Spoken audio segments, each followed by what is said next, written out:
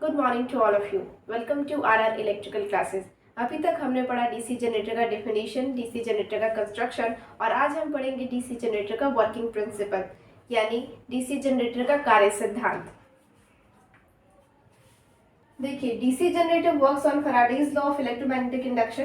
कहने का मतलब डीसी जनरेटर फैराडे के विद्युत चुंबकीय प्रेरण के सिद्धांत पर कार्य करता है।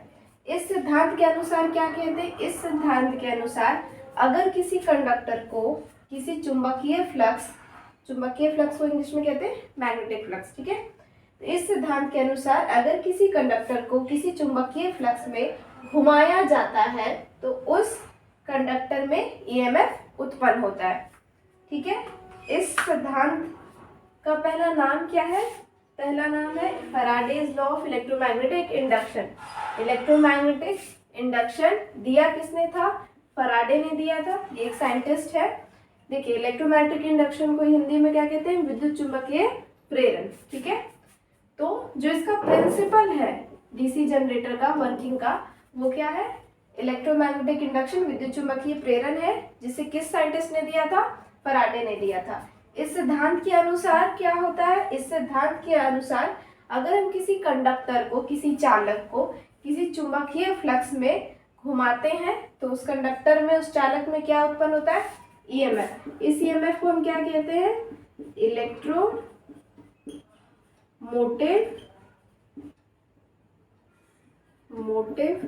फोर्स, विद्युत वाहक बल, ठीक है। अब देखिए, अगर हम इस सिद्धांत को ध्यान से देखें तो इस सिद्धांत में क्या क्या इंपॉर्टेंट आया है। एक आया है पहला कंडक्टर। अगर किसी कंडक्टर को, यानी कंडक्टर होना चाहिए, तो पहला है अगर किसी कंडक्टर को किसी चुंबकीय फ्लक्स, तो चुंबकीय फ्लक्स यानी मैग्नेटिक फ्लक्स भी होना चाहिए, तो ये भी इंपॉर्टेंट है। कंडक्टर भी इंपॉर्टेंट है, चुंबकीय फ्लक्स भी इंपॉर्टेंट है। में घुमाया जाता है। घुमाया मतलब क्या? गति, ठीक है, यानी गति इंपॉर्टेंट है। तब उस कंडक्टर में क्या उत्पन्न होता है? ईएमएफ उत्पन्न होता है, यानी हम लोग को ईएमएफ क्या मिलता है? रिजल्ट में मिलता है, ठीक है। आप समझ गए कि इस रूल में क्या क्या इंपॉर्टेंट है? एक कंडक्टर, दूसरा मैग्नेटिक फ्लक्स, चुंबकीय फ्लक्स, और तीसरा गति। तब हमें क्या मिलेगा? तब हमें ईएमएफ मिलेगा।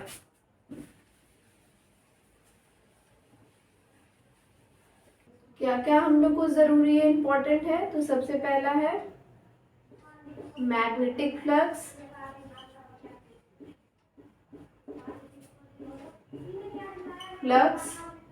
दूसरा क्या था? कंडक्टर, तीसरा क्या था? गति, मोशन, जिसको इंग्लिश में हम कहते हैं, ठीक है। अगर हम किसी भी नॉर्मल प्रैक्टिकल या नॉर्मल कोई भी एक्सपेरिमेंट करें तो देखिए, ईएमएफ उत्पन्न करने के लिए, यानी जनरेटर बनाने के लिए, वोल्टेज बनाने के लिए हम क्या करेंगे?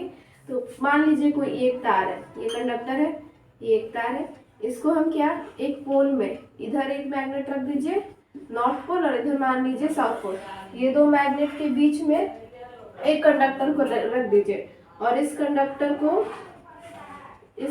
के परिपथ को बंद कर दीजिए, यानी क्लोज्ड सर्किट कर दीजिए, कहीं से खुला ना हो।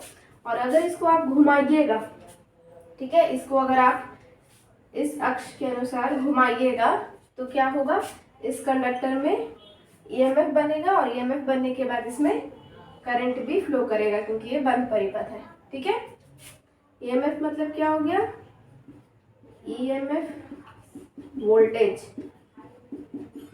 वोल्टेज बनेगा, ठीक है। अगर हम इसी को डीसी जनरेटर में समझना चाहें तो कैसे समझेंगे? डीसी जनरेटर है तो देखिए, डीसी जनरेटर में मैग्नेटिक फील्ड कौन देता है? बताइए। मैग्नेटिक फील्ड देता है स्टेटर में भी कौन सा? Field poles. इसका काम क्या है? मेन मैग्नेटिक फील्ड को प्रोड्यूस करना, यानी मेन मैग्नेटिक फील्ड बनाना। तो हम लोग को स्टेटर से क्या मिल जाता है? मैग्नेटिक फ्लक्स मिल जाता है। कंडक्टर किस पर होता है? आर्मेचर पर होता है। एक मिनट, आर्मेचर पर होता है।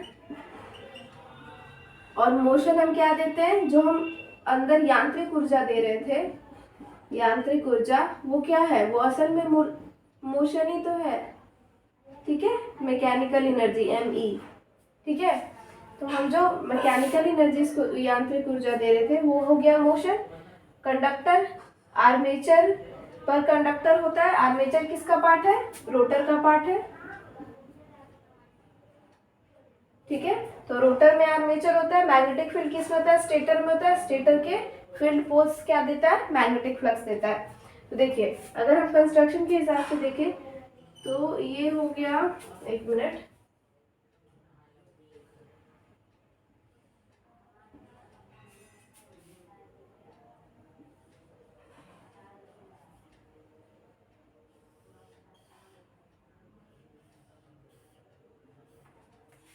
ये आपका हो गया क्या, पोल्स, फील्ड पोल्स, ठीक है। इस पर हम लोग क्या करते हैं,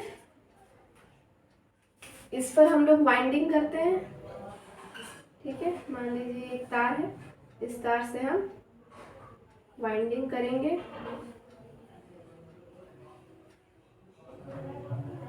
ठीक है। इस वाइंडिंग को हम आगे ले जाएंगे और इस वाले पोल में भी वाइंडिंग करेंगे,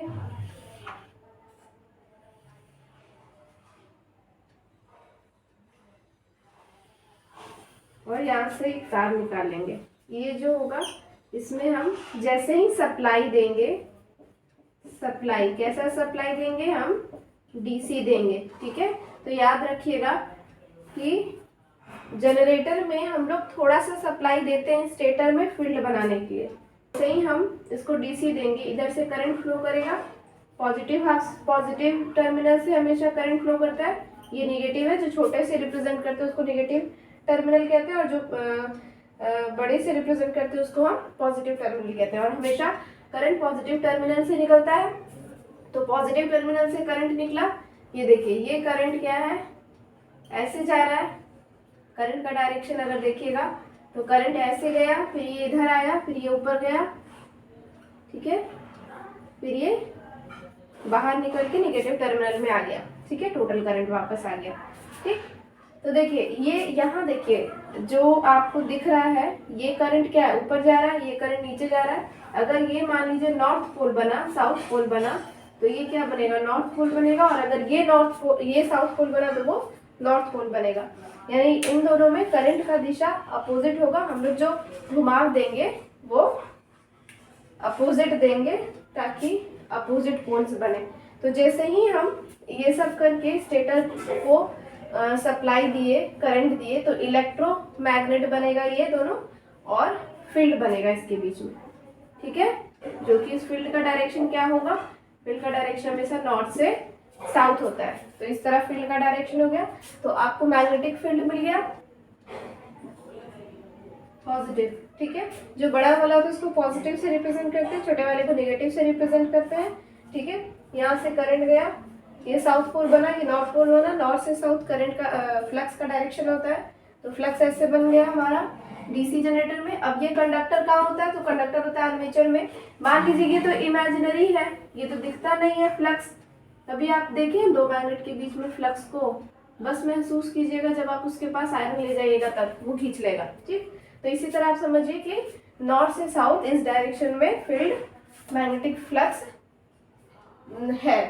तो कंडक्टर के लिए आप क्या कीजिएगा, जो रोटर है, रोटर का एक वाइंडिंग लीजिए, ठीक है। रोटर पर ही जो रोटर के आर्मेचर में वाइंडिंग किया रहता है उसी को हम कंडक्टर कहते हैं, ठीक है, वो कॉपर का होता है। अब मान लीजिए इसको हम किसी प्रतिरोध लगा के क्लोज कर दिए, ठीक है।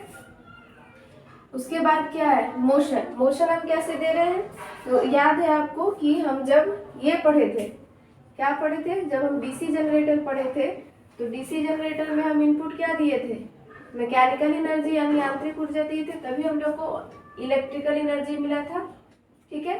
तो वो जो हम मैकेनिकल एनर्जी दे रहे हैं वो किसको घुमाते हैं, वो ले दे के हम रोटर को घुमाते हैं।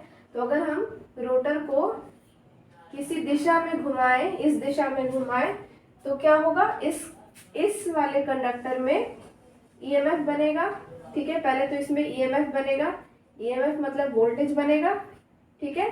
और ये परिपथ जो है ये बंद है, इसलिए इसमें करंट भी फ्लो करेगा, ठीक है।